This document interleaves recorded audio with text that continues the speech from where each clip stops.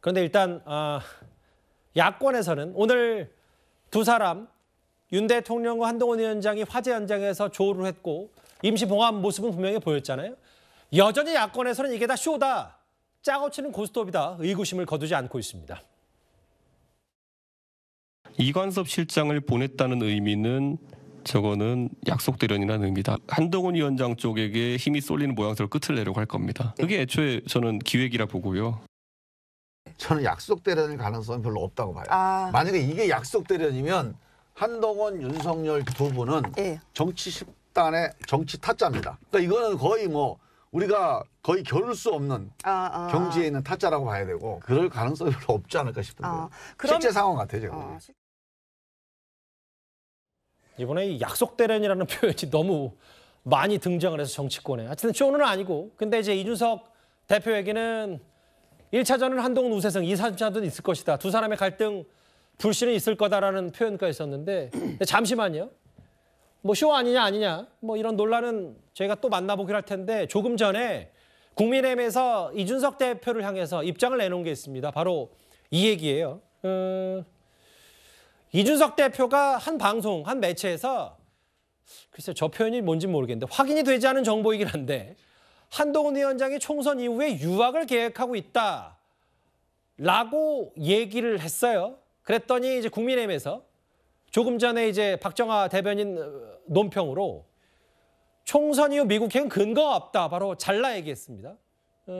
그리고 사실과 다른 내용을 보도해서 유감스럽게 생각한다라고 했는데 저 해프닝 소정숙장 어떻게 보셨어요? 그러니까 저는 최근에 이준석 대표가 약속 대련도 그렇고 저 얘기를 할 때는 앞에 이제 확인되지 않은 얘기지만 이렇게 전제를 하면서 모인사로부터 들었더니 총선 이후에 한동훈 위원장이 유학 계획이 있다고 하더라. 이런 얘기를 한 건데 그래서 이게 이제 그냥 뭐 단순한 어떤 평론을 하는 입장에서 이런 얘기도 있다 정도는 모르겠지만 지금 새로운 정당을 창당해서 당대표를 맡아서 가고 있는 책임 있는 이제 그런 상황이기 때문에 책임 있는 정치인으로서의 말을 조금 더 좀 신중하게 할 필요가 있다라고 생각합니다. 이게 뭐 확인되지 않은 얘기지만이라는 전제를 깔 필요가 없이 그런 얘기는 할 필요가 없는 거예요. 확실하게 확인되기 전에는 할 필요가 없는 것이고 약속 대련 상황 같은 경우도 물론 그런 판단이 있을 수는 있지만 여러 가지 또 이번 상황 자체가 뭐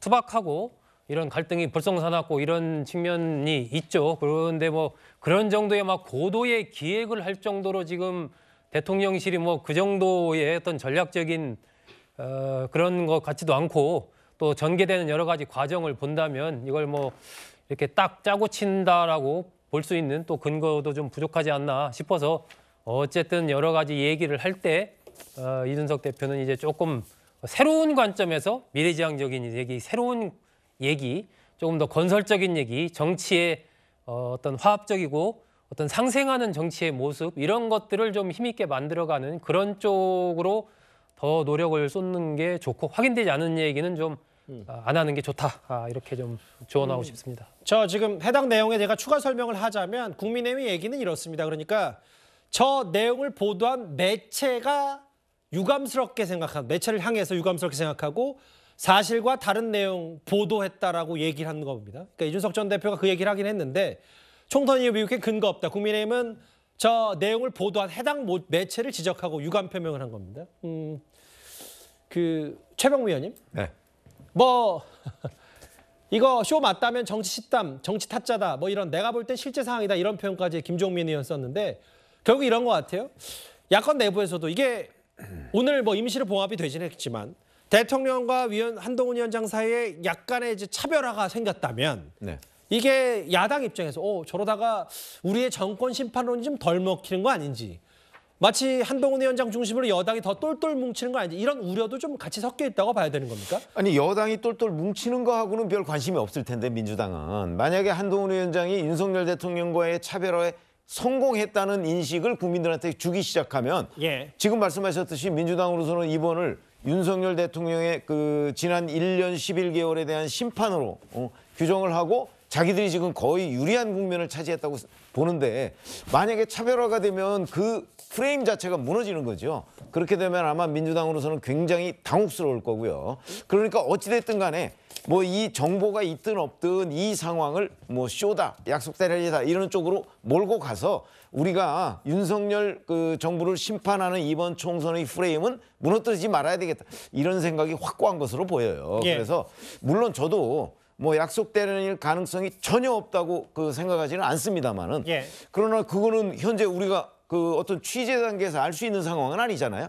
현재 드러난 것만 보면 약속 대련이 아닐 가능성이 압도적으로 높기 때문에 아마 민주당에서는 끝내 저런 의심을 버리지는 않을 거다. 그건 어떤 그 뭐 정치적 노림수 뭐 이런 거에 의해서라도 계속해서 약속되는 얘기를 하게 될 거로 저는 그렇게 예상을 합니다. 약속대로는 계속 귀에 맴도네요. 저도 생경한 단어여서. 저희가 윤 대통령과 한동훈 위원장의 저 화재 현장, 민생 현장을 챙기는 첫 번째 조우 얘기 저희가 뉴스타트 시작부터 지금까지 집중적으로 하나하나 살펴봤습니다.